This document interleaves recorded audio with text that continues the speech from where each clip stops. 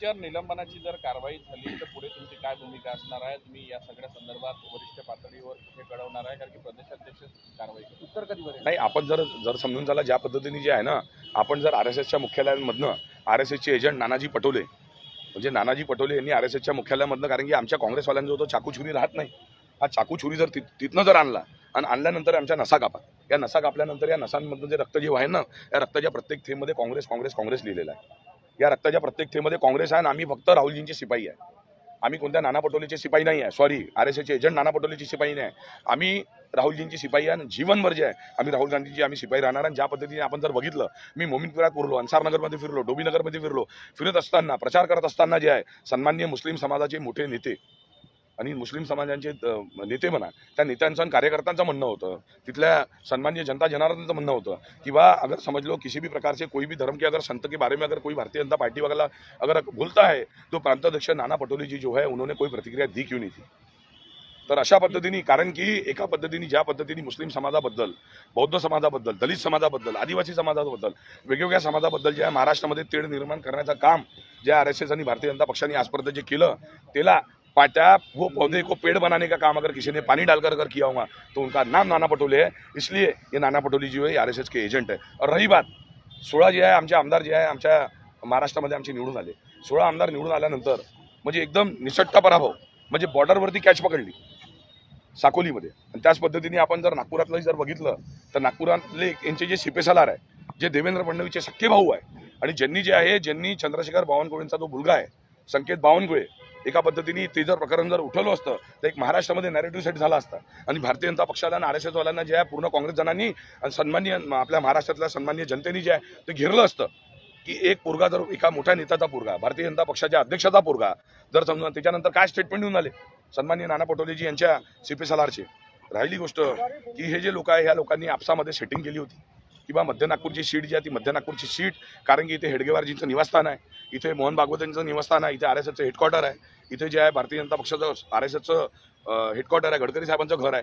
तर ही जी सीट आहे ही सीट काँग्रेसने जिंकली नाही पाहिजे. आणि आपल्या सर्वांना माहीत आहे 4000 मतांनी आमचा मागच्या वेळेस निसटता पराभव झाला. आम्ही कधीच थांबलो नाही, निष्क्रिय आम्ही सन्माननीय नाना पटोलेजी सारखं होतो नाही, आम्ही सक्रिय होतो, ग्राउंडवर होतो. ज्या पद्धतीने आपण जर बघितलं आमचे नेते सन्माननीय राहुलजी गांधी यांच्या मानसन्मानाकरिता आणि शेतकऱ्यांच्या मानसन्मानाकरिता आपण जर बघितलं असेल तर इंडिया गेटच्या समोर ट्रॅक्टर जाण्याचं काम हा बंटी बाबा शेळकेंनी केलं होतं. ठीक आहे, छातीवरती गोळ्या ज्या पद्धतीने गांधी परिवाराने आपल्या देशासाठी, देशाला स्वातंत्र्य मिळवून देण्यासाठी आणि देशाच्या मानसन्मानासाठी छातीवरती गोळ्या ज्या पद्धतीने झेलल्या होत्या, त्या छातीवरती गोळ्या ज्या आमच्या नेते सन्माननीय राहुलजी गांधी आणि शेतकऱ्यांच्या मानसन्मानासाठी छातीवरती गोळ्या आम्ही घ्यायला तिथे इंडिया गेटवर गेलो होतो. आणि इंडिया गेटवर आम्ही तिथे ट्रॅक्टरसुद्धा जाळला होता. आणि त्याच्यानंतर जे आहे कास्तकारांचं एवढं मोठं आंदोलन जे आहे ते उभं झालं होतं. तशा पद्धतीचं आंदोलन का बरं सन्माननीय नाना पटोले, सॉरी RSSचे एजंट नाना पटोले यांच्या माध्यमातून का बरं उभं आजपर्यंत झालं नाही.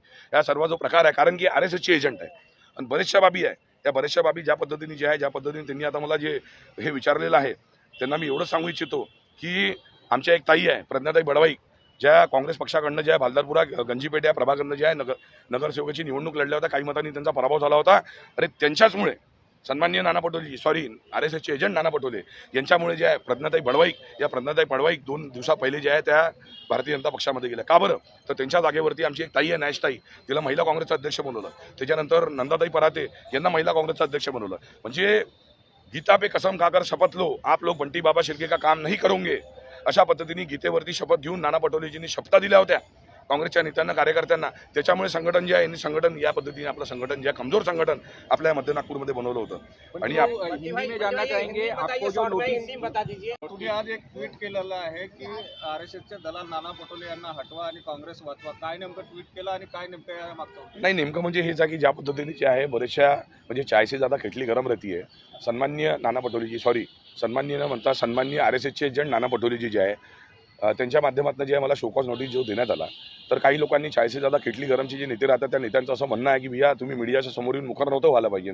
तर ठीक आहे, आपल्या परिवारातली जर गोष्ट आहे तर तुम्ही मला जे स्पष्टीकरण जे या पत्रामध्ये मागितलेलं आहे ते पत्र मला तुम्ही व्यक्तिगत रूपात पाठवायला पाहिजे होतं. तुम्ही मीडियामध्ये का बरं तुम्हाला हे जाहीर केलं? आणि राहिली गोष्ट स्पष्टीकरण याच्या पहिले पण दिलेलं आहे, येणाऱ्या भविष्यात सुद्धा मी स्पष्टीकरण देणार आहे. आणि राहिली गोष्ट RSS हेडक्वार्टरच्या समोर माझे नेते सन्माननीय राहुलजी गांधी, जननेता जननायक राहुलजी गांधी यांचा पुतळा जो आहे RSSच्या मुख्यालयासमोर जर भारतीय जनता पक्ष आणि RSSचे स्वयंसेवक जर जाळतात आहे त्याच्यावरती कुठलीही प्रतिक्रिया नाना पटोलेजी देत नाही. बंटी बाबा शेळके तिथे जे आहे गणवेश RSSचा जाळतो, RSSच्या मुख्यालयासमोर चड्डी टोपीची राख जमा करते. RSSचे आणि भारतीय जनता पक्षाचे 108 पार्षद, 22 त्यांचे MLA आणि MLC हे बंटी बाबा शेळकेच्या विरोधामध्ये जे आहे व्हिडिओ तयार करते की बंटी तेरे को देख लेंगे तेरे को मारेंगे. तेव्हा नाना पटोलेजी जे आहे त्यांच्या CPSLR नागपूर शहरातले हे लोक तेव्हा कुठे गेले होते? या लोकांनी एकतरी प्रतिकार दिली का? पण मी माझ्या नेत्याच्या मानसन्मानासाठी RSSची चड्डी टोपी जाळली, त्याच्या चड्डी टोपीची राख नागपुर ते वाराणसी सांप्रदायिक सोच एवं बंटवारे की राजनीति करने वाले संघ से आजाद भारतचा नारा देत नागपूर ते मोदीजीच्या संसदीय क्षेत्रापर्यंत घेऊन गेलो. तिथे जाऊन गंगेमध्ये विसर्जित केली. तेव्हा नाना पटोलेजी कुठे होते? नाना पटोलेजी जेव्हा निवडणूक लढत होते, सन्माननीय माजी नेते अविनाशजी पांडे, सन्माननीय माजी नेते मुकुलजी वासनिक, मी UPच्या 14 लोकसभेमध्ये होतो, जिथे प्रभार सिनियर काँग्रेसच्या 14 लोकसभा सीटचा प्रियंकाजी गांधी सांभाळत होत्या. तिथे मी युवक काँग्रेसच्या माध्यमातून 14 लोकसभेच्या सीट सांभाळत होतो. तिथे नाना पटोलेजींनी सन्माननीय आमच्या नेत्यांच्या माध्यमातून मला नागपुरात बोलून घेतलं. दिल्लीतले वैभव वाली आले होते, महाराष्ट्र अध्यक्ष सत्यजित तांबे आले होते, महाराष्ट्र प्रभारी प्रतिभा रघुवंशी यांच्या घरी आल्या होत्या, काँग्रेस डेव्हलपर जिथे राहतात राटे कॉलनी चौकामध्ये, की म्हणे नहीं सर हम आपके लिए काम करने के लिए आए. तेव्हा सन्माननीय नाना पटोलेजी RSSचे एजंट सन्माननीय नाना पटोलेजी यांच्या माध्यमातून बोलण्यात आलं होतं की नाही आपकी जरूरत नाही आहे, बंटी प्रसार प्रचार कर रहा है अच्छे से. तेव्हा रासुका लावणार होते सन्माननीय गडकरी साहेब माझ्यावरती आणि सर्वांना माहीत आहे. अशा पद्धतीने आम्ही त्यांचं काम केलं. त्याच्यानंतर पण जे आहे 3च्या पॅनलमध्ये सन्माननीय नाना पटोलेजी नाव टाकलं नाही. आणि कुठं जे आहे 2019 नंतर जे आहे काँग्रेस पक्ष हा मध्य नागपूरमध्ये खच्चीकरण करण्याचं काम केलं. कार्यकर्त्यांना नेता बनवलं. जो कार्यकर्ता आपल्या बूथवरती सक्षम नाही आहे त्याला महाराष्ट्राचा अध्यक्ष बनवलं वेगवेगळ्या सेलच्या माध्यमातून. काही बोटावर मोजण्या इतके जे आहे कार्यकर्ते काम करत होते. सन्माननीय आमच्या नेत्या प्रियंकाजी गांधी जे आहे RSSच्या मुख्यालयासमोर जेव्हा येऊन राहिले तेव्हा सन्माननीय नाना पटोलेजी ठीक आहे आपण नाही आले, सॉरी RSSचे एजंट नाना पटोलेजी सन्माननीय आपण नाही आले, पण आपले कार्यकर्ते आपले नेते कुठे होते? बोटावर मोजण्या इतके काय म्हणते कार्यकर्ते होते. सन्माननीय प्रियंकाजी गांधी जिथे येऊन राहिल्या, आमच्या नेत्या जिथे येऊन राहिल्या, तिथे यांनी ताकद द्यायला पाहिजे नव्हती का? ज्या दिवशी निवडणुकीचा प्रकार जो झाला, हा निवडणुकीचा प्रकार आपल्या सर्वांना माहीत आहे. आज बंटी बाबा शेळकेवरती 84 गुन्हे जर दाखल असेल आणि बंटी बाबा शेळकेला निवडणुकीच्या ऐन तोंडावरती जर गैरजमानती वॉरंट येत असेल तर नाना पटोलेजी आपला विभाग कुठे आहे? वकील सेल, आपण विधी विभाग जो म्हणतो तो विभाग कुठे आहे? हा विभाग होता का? एकतर्फा जे आहे एकट्याच्या भरोशावरती सन्माननीय माझ्या लहान भावांच्या भरोशावरती जे आम्ही निवडणूक लढवली मध्य नागपुरातनं आणि निसट्टा आमचा हा पराभव झाला. मागच्या वर्षी आम्ही फक्त 4000 मतांनी निवडणूक हारलो होतो, कारण की नाना पटोले आणि सन्माननीय नाना पटोले, सॉरी सन्माननीय न म्हणता सन्माननीय RSSचे एजंट नाना पटोले आणि त्यांचे CPSLR नागपूर शहरातले या लोकांच्या माध्यमातून जे आहे मध्य नागपूरचं संघटन या लोकांनी कमजोर केलं आणि या लोकांनी हात मिळवून केली होती RSSच्या नेत्यांसोबत. या लोकांनी हात मिळवून केली होती भारतीय जनता पक्षासोबत.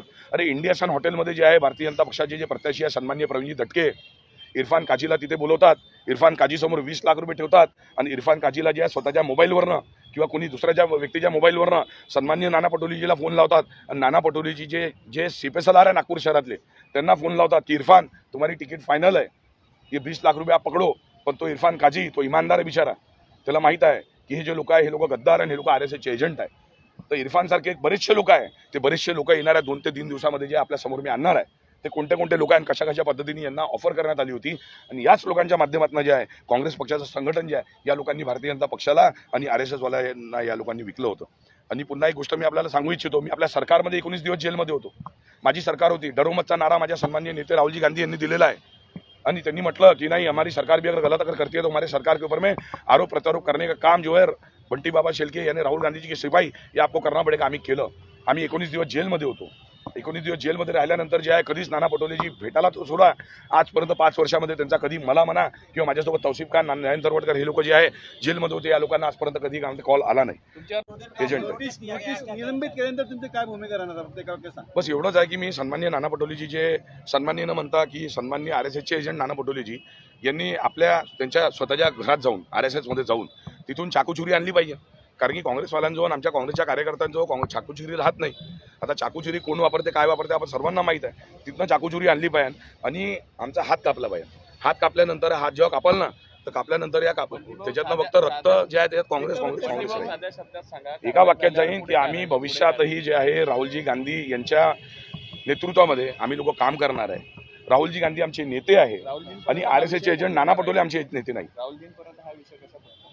राहुलजींपर्यंत आता हा परिवारातला विषय आहे आणि परिवारातला विषय राहिल्यानंतर आता परिवाराचा बाहेर सुद्धा हा विषय निघालेला आहे.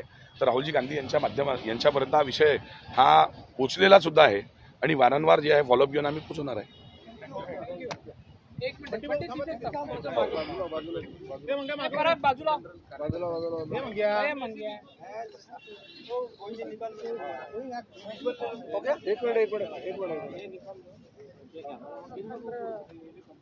आप निपटा लो.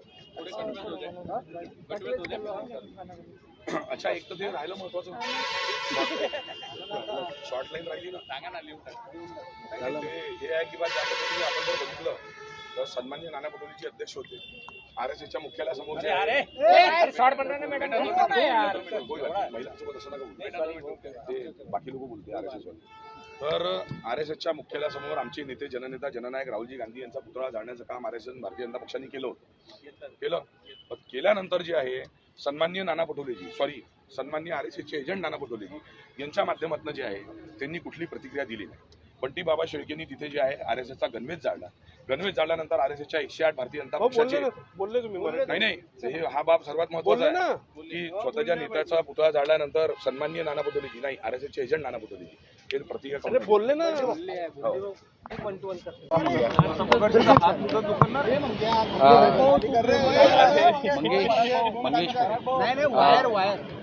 आपल्याला काढणे राखा नोटीस बजावलेली आहे पक्षाकडून. काय म्हणणं आहे आपलं? 2 दिवसात आपण लेखी उत्तर कळवलं नाही तर कारवाईचा इशारा सुद्धा दिला. नाही, उत्तर तर मी याच्या अगोदर पण त्यांना बरेचदा दिलेलं आहे आणि मी त्यांना जाब सुद्धा विचारला होता. त्या जाब विचारल्यानंतर त्यांना प्रश्न विचारल्यानंतर जे आहे ते आजपर्यंत जे आहे त्यांच्याकडनंच कुठलं उत्तर मिळालेलं नाही.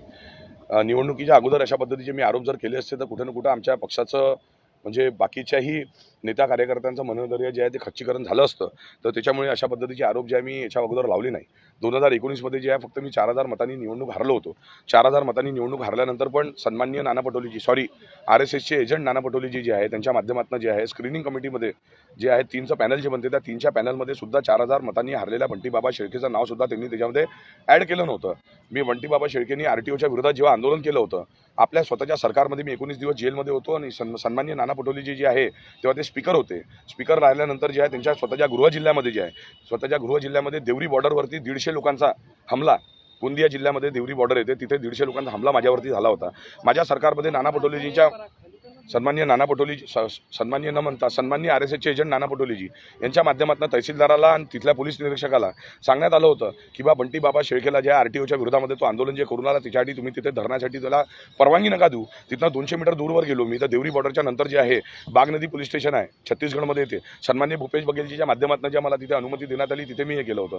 तर याच्यावरून सिद्ध होते 12 दिवसामध्ये 7 विधानसभा घेराव जे बाजूला विधानसभा आहे 7 विधानसभा घेराव बंटी बाबा शेळके करून आला. साफसफाई कर्मचाऱ्यांचे हजारो साफसफाई कर्मचाऱ्यांचं त्याच्यात भलं होऊन राहिलं, दिव्यांग बांधवांचं भलं होऊन राहिलं. त्याच्यानंतरही नाना पटोलेजी आणि त्यांच्या सोशल मीडिया टीमनी म्हणजे महाराष्ट्र प्रदेश काँग्रेस कमिटीच्या सोशल मीडियाच्या हँडलच्या माध्यमातून सोडाच पण युवक काँग्रेसच्या कुठल्याही कार्यकर्त्याच्या पाठीवरती त्यांनी हात फिरला नाही की नाही कार्यकर्त्यांनो तुम्ही लोक चांगलं काम करून आले. कुठं ना कुठं आमचे नेते राहुलजी गांधी मोहब्बतची दुकान लावून राहिले आणि माझे नेते आहे, माझ्या रक्तामध्ये काँग्रेस आहे. काल आज आणि येणाऱ्या भविष्यात मध्ये सुद्धा राहुलजी गांधी हे माझे नेते राहणार आहेत है ना. पण नाना पटोलेजी ज्या पद्धतीने RSS वाल्यांच्या भारतीय जनता पक्षाच्या मनामध्ये लोकांमध्ये द्वेष राहते त्याच पद्धतीने द्वेष जी आहे ती द्वेषाची भावना ही नाना पटोलेजी च्या मनामध्ये आहे आपल्या कार्यकर्त्यांच्या म्हणून ते RSSचे एजंट.